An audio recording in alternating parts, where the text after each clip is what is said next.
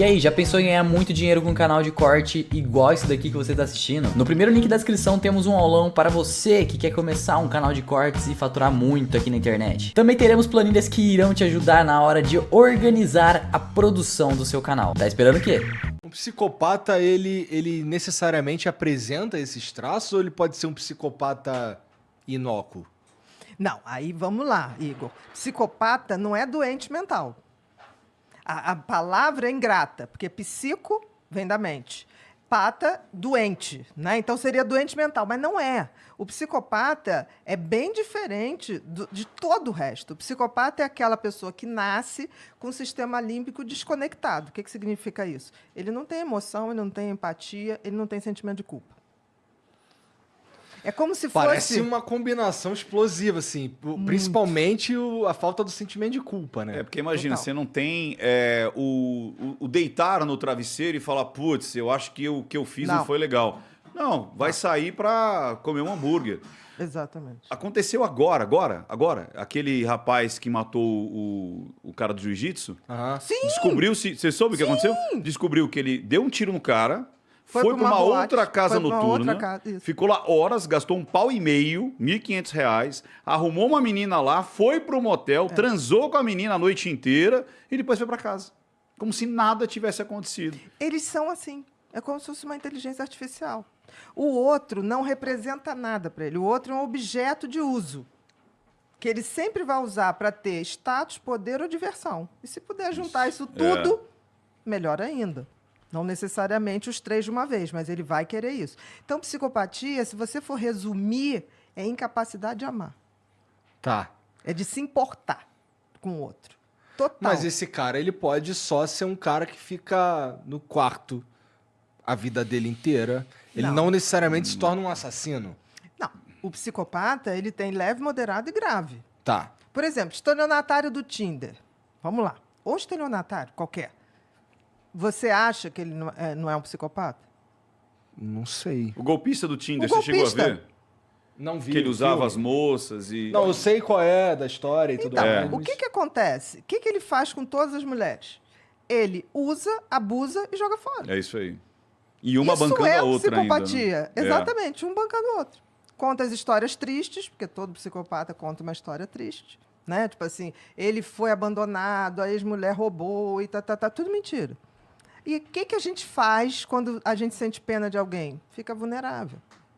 Quando você abre a porta da pena, você já fica, ai, coitado, vou dar uma ajuda, vou fazer isso, vou fazer aquilo. Então, a pena que você tem com pessoas assim é como se fosse um cheque em branco. Nem cheque Pix, né? Assim, a falta de amor do psicopata, ela atinge a ele também? Tipo, ele não tem amor próprio, será? Não, ele tem muito amor próprio. Ele tem a sensação de que quem não é psicopata é um pessoal medíocre, burro e cheio de mimimi. Então, o psicopata, por exemplo, uma pessoa que chora, vê um filho nascer, ele acha, fala, que palhaçada. Porque ele não tem esse sentimento. Ele literalmente não tem. Tá. E não é assim, não tem por mãe, não tem por pai, não tem por filhos. Ele, em geral, monta uma família para ter um álibi social, para ele galgar estruturas sociais mais sofisticadas. Então, por exemplo, médicos, a gente sabe de médicos. Eu estou falando porque no meu livro eu fiz questão de botar, não é porque é médico que é bonzinho, não é porque é pastor que é bonzinho, não é porque nada. É juiz. É juiz. A gente tem psicopatia em todos os lugares.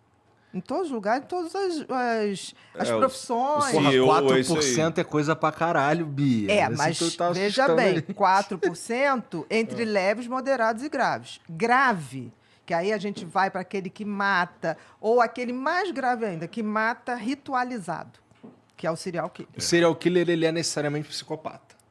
Com certeza. Tá. E existem crimes que somente um psicopata pode cometer. Isso Uns é uma crimes coisa. muito cruéis, você tá falando? Total. Não tem aqueles crimes que você fala assim, caramba, quem faz isso? Um psicopata. Porque ele não tem sentimento. Foi o que ele falou. Você falou desse que assassinou o Leandro, a Suzane, né? Von Stofflen. A Suzane acabou ela que programou toda a morte dos pais, Isso. ela que orquestrou como queria que fosse, ela ficou assistindo, quase que dirigindo, né? O assassinato do pai e da mãe. Ela logo depois foi para o motel comemorar. Com o namorado, E né? 2 dias depois, ou no dia seguinte, Deu um do churrasco. enterro, deu um churrasco. Deu um churrasco. Então, é tipo assim, eles não têm... Nada. Eles não têm o semancol. Tá lá nos autos, o primeiro policial que chega na casa, ele fala assim, olha, com todo o tato, todo jeito... Para não deixar ela traumatizada. Olha, seus pais estão mortos. Ela falou, e agora, o que a gente faz? Vamos para a delegacia? Chama... Você entendeu? Tipo, ela... E depois ela já queria saber da herança. Então, tipo, ela não... E pior que eles dão muita brecha. Não. Porque como ele... Não é que ele finge, ele não sabe. Ele pensa assim. Ele nasceu assim. Então, ele não é um fingimento. E como não é um fingimento, ele não percebe muitas vezes essas falhas. Exatamente, a resposta, porque para ele não é atitude. absurdo. Não precisa. O assassino da Daniela Pérez, ele encenando, né? Porque ele criou várias narrativas na época e ele testava com a imprensa, né? Então, aconteceu isso, aconteceu aquilo. Ele estava numa entrevista da Glória Maria para o Fantástico e ele falou assim, não, mas teve uma hora que eu olhei, eu tive pena. Aí a Glória, de quem? Não, da Paula. Da mulher dele. Ela ali frágil, com aquela faca, depois de ter apunhalado a outra. Aí a Glória Maria fez assim, mas você não teve pena da Dani? Aí ele falou, ela já estava morta. Olha isso. Bia, te fazer uma pergunta. Você tem essa entrevista, você falou lá, Glória Maria, É isso, é assim que eles pensam.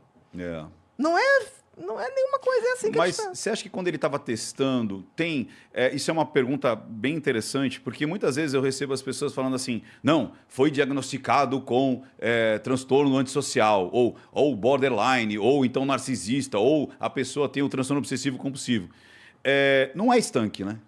Ou seja, depende. Por elas exemplo, podem se contaminar e podem ser coexistentes ali. Ou seja, muito difícil. Eu não posso ter ali no cluster B uma contaminação. Pô, mas peraí, Ricardo, fala português. Muito difícil. Não, mas aí eu tô fazendo a pergunta para a doutora. De cluster B, cara. São os transtornos de personalidade. Tá. E, por exemplo, a psicopatia é um transtorno de personalidade. Qual a diferença do transtorno de personalidade para o transtorno que não é de personalidade?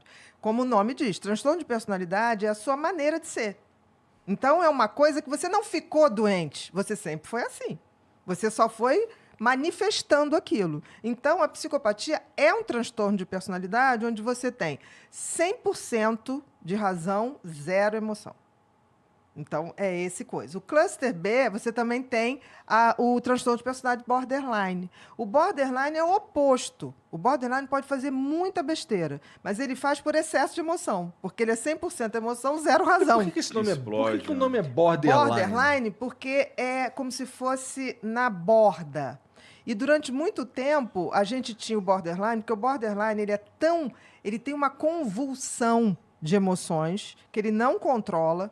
Então, ele fica entre o que a gente chamaria antigamente neurose, aquela coisa angustiada, aquela coisa num vazio. Não tem mais neurose? Não se fala. Hoje é ansiedade, despersonalização, tem outros nomes. E ele chega a um ponto que ele pode ficar tão mal que ele passa para psicose. Então, ele vive sempre muito ansioso, sempre muito com essa sensação de vazio. E quando ele chega ao desespero, ele dá uma psicotizada muito rápida. Por isso se chama borderline, a beira. Tá, né? Entendi. Quando alguém fala pra mim que X pessoa é borderline, a primeira coisa que eu penso é uma panela de pressão que pode explodir a qualquer momento. É assim que eu... Eu acho que é bem legal isso. Não tá Você tá ruim. no teto de explodir. Porque assim, o que é a característica mais importante do borderline?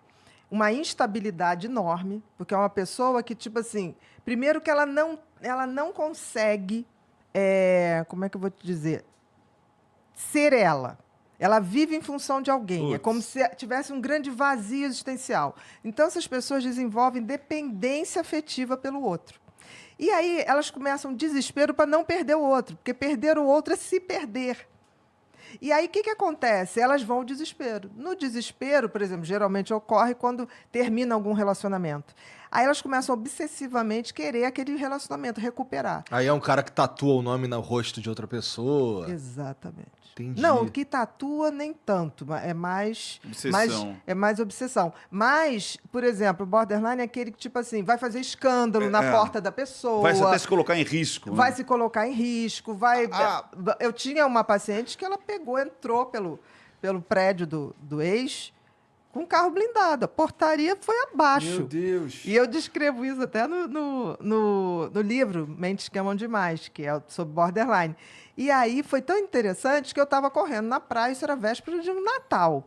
E aí começou a tocar tum, tum, tum, número não identificado. Aí quando eu atendi, olha, aqui é da polícia, sua paciente está aqui, não sei o quê. E era da rua da praia. Então eu falei assim, bom, eu estou perto daí, eu estou indo. Aí cheguei lá, ela estava presa por 6 homens e ela num ataque de fúria. Fúria. E eu falava assim, calma, o que está acontecendo? Não aconteceu nada, eu só queria trazer o presente de Natal pro fulano. Que jeito. Mas o fulano não me atendeu. O fulano não me atendeu. Eu preciso entregar isso pra ele. Eu falei, não, porque ele está com a atual namorada. Nossa. E ele tem direito de não atender. Aí ela, o quê? Eu falei, ele está. Aí ela disparou, eu falei, calma, não tem jeito, você não vai entrar. Não tem condições, isso acontece. Levamos para casa, teve que ir na polícia, desacato e tá. E depois ela baixou e o cara chegou e falou assim, eu não atendi porque eu sabia que ela ia explodir. Se pegar aqui com a minha atual namorada, eu não quero fazer mal a ela, né? Eu falei, mas vai ter que pagar a portaria.